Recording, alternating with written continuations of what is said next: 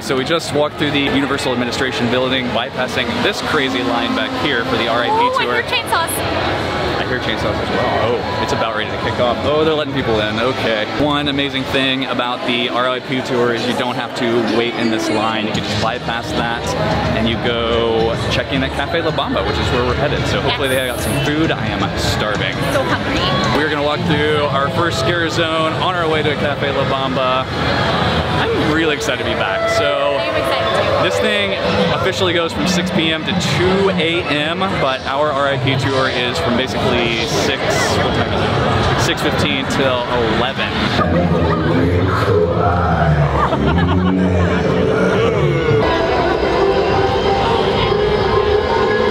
Okay, so we are at Cafe La Bamba. We are getting some food before our R.I.P. tour starts. So they have like supposedly like a bunch of the stuff that like is specialty to Halloween Horror Nights. I think we should check it out. We got a arrangement of a lot of different things. So I've got some olives, I've got some chicken, but I have some pizza fries. I am very excited about the pizza fries. Good. It's like my worst nightmare. The chainsaw guy? Yeah. Actually, the food was pretty good. The buffet had like sliders and pizza fries and some boneless chicken wings that were a little spicy, mac and cheese, salad stuff, hummus, pita bread, and some desserts. And all of the waters and soft drinks and tea was included. There was a cash bar in there. I am ready to do this. They only gave us 25 minutes before we meet back up. They're apparently going to get us through all the houses and the show and the scare zones and everything in 4 hours. So that's moving.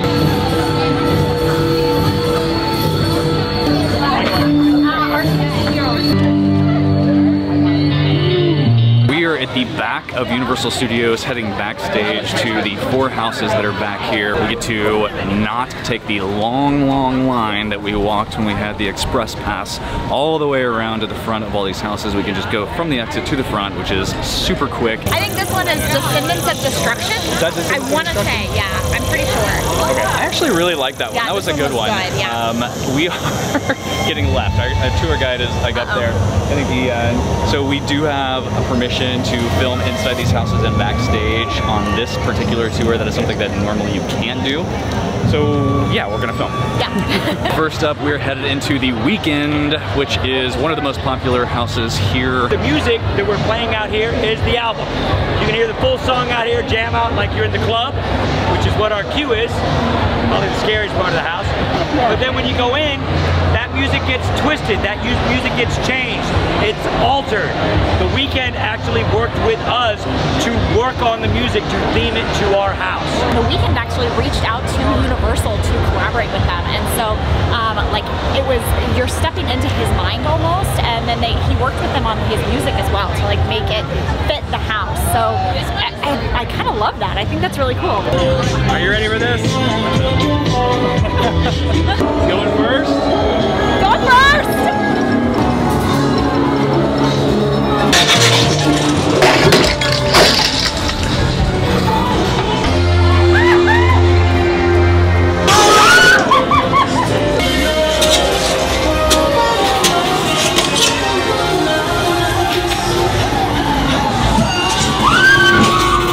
What do you think? That was so good. You know, I enjoyed it. I went first. Yeah. I enjoyed it so much more this time because I was able to like kind of look around, and I did get jump scared a couple of times, but it was good. I got scared more than I did the first time. I think because I'm focusing on the camera and I don't want to drop it, and so my attention is taken off from the different possible ways. Look at this, Ken Posick in the wild out here. Look at this guy. Guys? How's it going? What a random exciting right? Universal Monsters Legends Collide. So here at Universal Studios Florida, we have actually both Halloween Horror Nights, both parks. We have 2 main types of houses. We have IPs, intellectual properties. So The Weeknd, Halloween, Stranger Things, The Walking Dead. The original content houses are those really deep dive into the sick, twisted, and psychotic minds of our lovely creative design team. I just found out that they actually have 3 different endings to this house. So Wolfman, Dracula, and the Mummy, they all win at some point, and they rotate which one wins. How cool is that? Every single night. So I don't even remember what happened the first time, I don't either, but we'll find out what happened this time.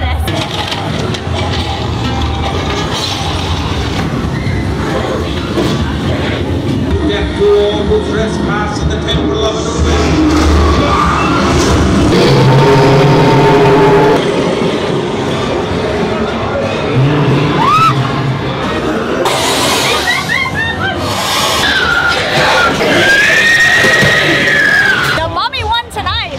Tonight. Wow. That was a lot of jump scares. That was a lot of jump scares.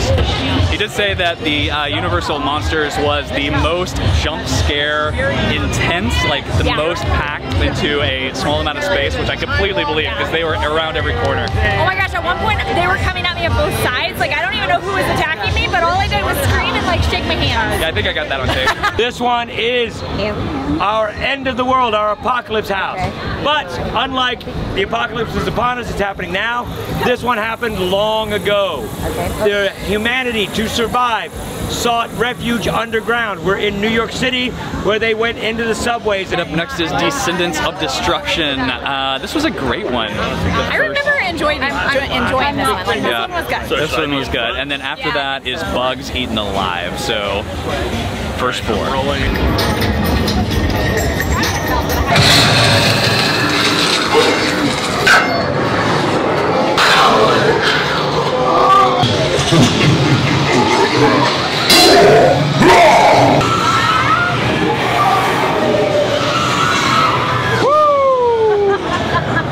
Not gonna lie, that last jump scare was a little touch and go there for a second. Okay, Bugs Eaten Alive.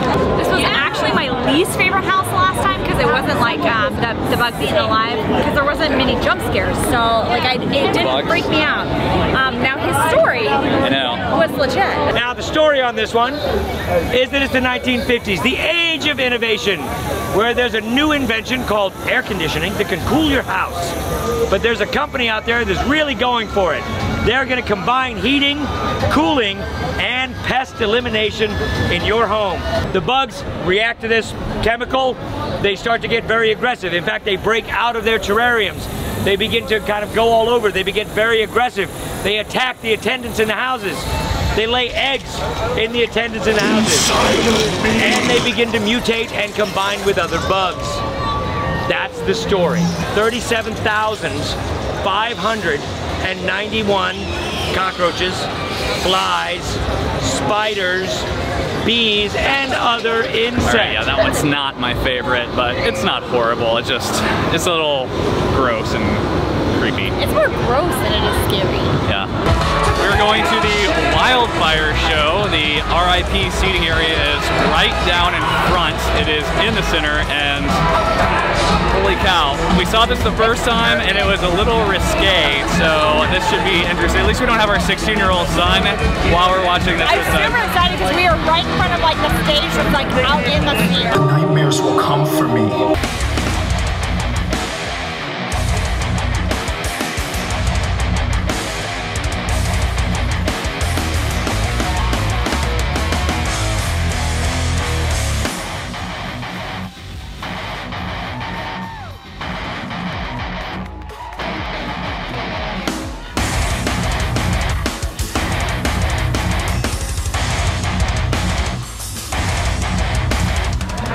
So the lighting in here is terrible, but we have just stopped at Lombard's Seafood Grill, which I guess is an R.I.P.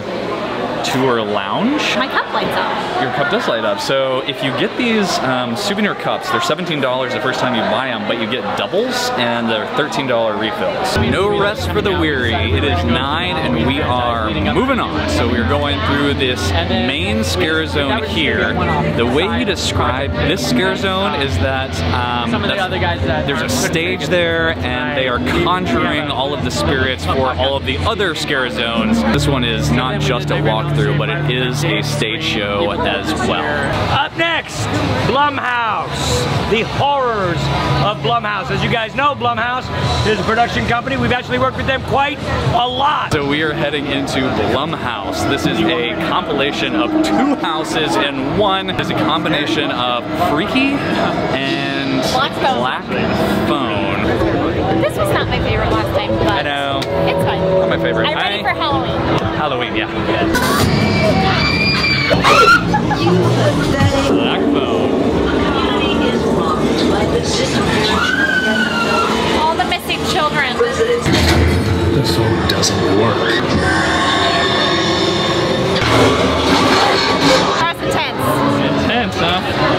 There were several jump scares that got me. It was a lot. That one gets me. Like the first part, you're like, oh, that was fine, it was quick, and then the second one. Scare Zone is based on like a 1950s parade, Halloween parade. Our tour guide did say that they normally don't use the traditional Halloween IP or characters, witches, goblins, that kind of thing, except the fact that this is Halloween Horror Nights number 31, October 31st is Halloween, so they're leaning into that a little bit more. So in these scare zones, that's why they have the witches and the more traditional scary characters, except I don't know what this guy is. I do like the pumpkin guy. Keep moving! Oh! Didn't love the clown that just jumped out at me. The first house we're gonna do is Secrets of the Coven. This one is the 1920s. Taking you guys back in time. 1920s were an amazing time, great costumes, really cool music. But what really sucked about the 1920s? Prohibition. Witches brew. Witches brew. Oh, don't you look keen? I screamed a lot. You screamed a lot. That was good. I actually kind of like that one. It's not like one of the most popular here, but it's a good one. Up next is Hell Block Horror, where apparently they're gonna blow up the prison so that, I don't know, we don't all die from some sort of escaping prisoners. It's all these bad guys from all the years past. There's bad guys everywhere. It's Halloween Horror Nights. So that we're just gonna kill us all so that we don't have to deal with them escaping.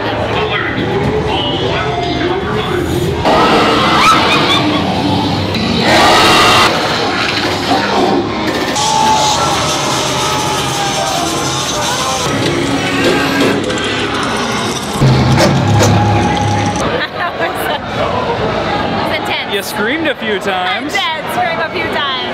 It's pretty cool. I didn't even really realize that this existed up here. This is like kind of right outside of Jimmy Fallon, but it's this little balcony almost that overlooks like Rip Ride Rocket and the whole concert area. This is crazy. This is so awesome.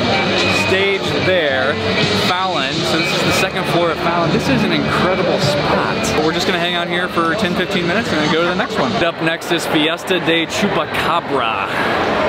This again was not my favorite the first time around, so. That was as bad as good on you.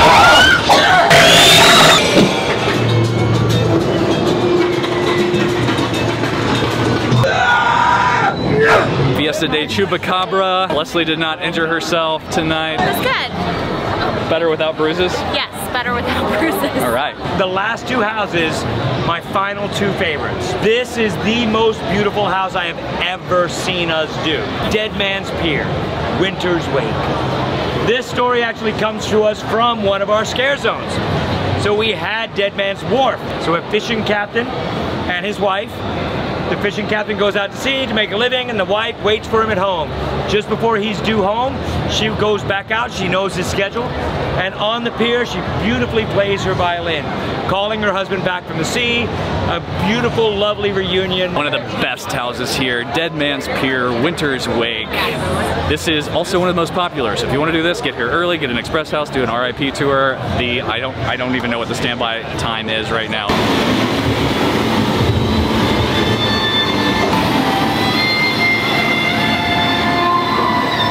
The strings play on the wind like salty spray that tears the flesh.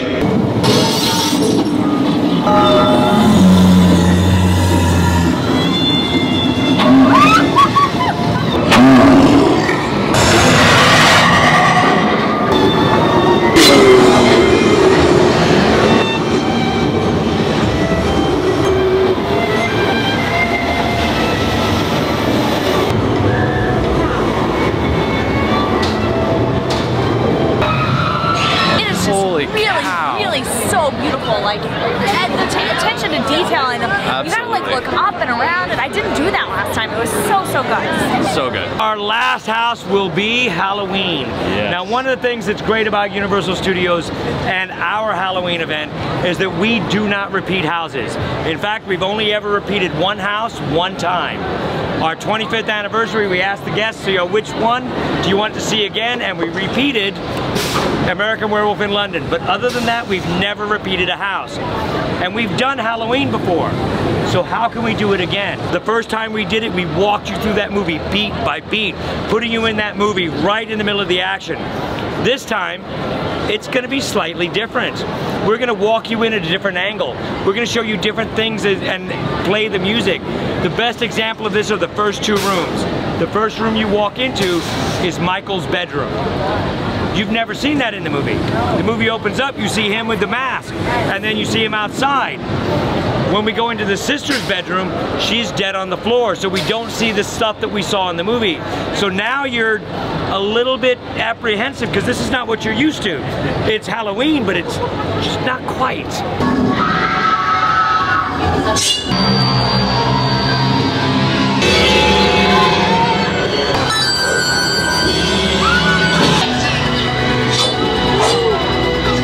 Did not disappoint.